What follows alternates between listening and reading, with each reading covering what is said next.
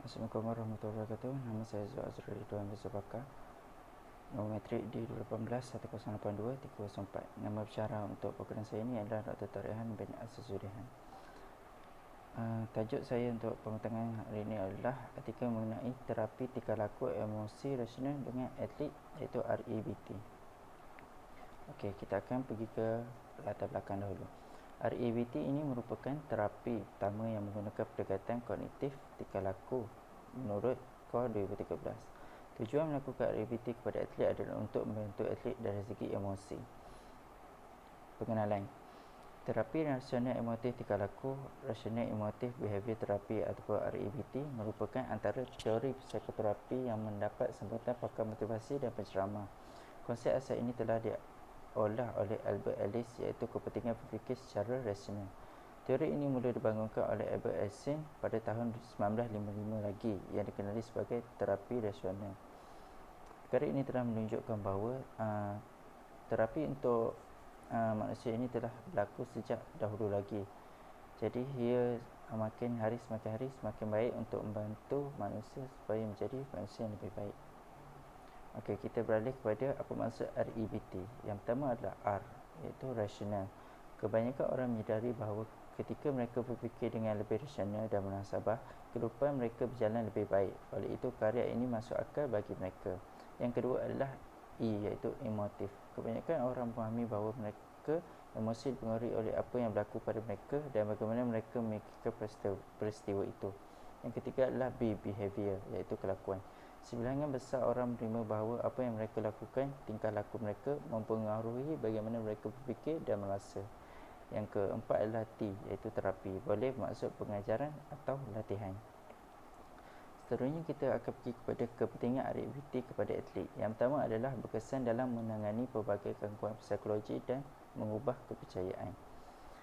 Yang kedua adalah meningkatkan dan mengekalkan fungsi emosi dan tingkah laku yang kemudiannya membantu mendorong pencapaian matlamat jangka masa panjang. Yang ketiga adalah REBT dapat memulihkan dan mengekalkan kesihatan mental atlet, membantu mereka belajar bagaimana mengubah pandangan mereka dan mengurangkan emosi mereka. Dapat dilihat di sini bahawa kepentingan REBT kepada atlet adalah amat penting. Ia membantu atlet untuk mengatasi perkara sukar dalam kehidupan mereka sebagai seorang atlet. Seterusnya adalah hubungan kognitif, emosi dan tingkah laku.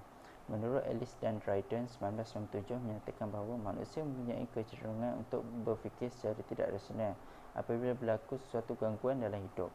Yang kedua adalah apabila menyedari matlamat hidup mereka dihalang atau disabotaj oleh faktor luaran, mereka sebenarnya mempunyai pilihan sama ada secara sedar atau tidak sedar untuk tindak balas ke atas gangguan tersebut dengan cara yang boleh membawa kesan negatif atau sebaliknya.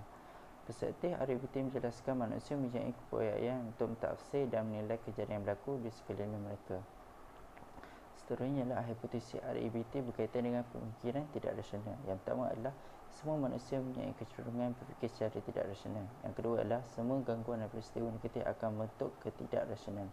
Manusia akan membentuk pemikiran tidak rasional yang baru selepas mengatasi pemikiran tidak rasional yang lama. Manusia sering kembali kepada habit tidak rasional walaupun selepas berusaha keras mengawal dan mengatasinya.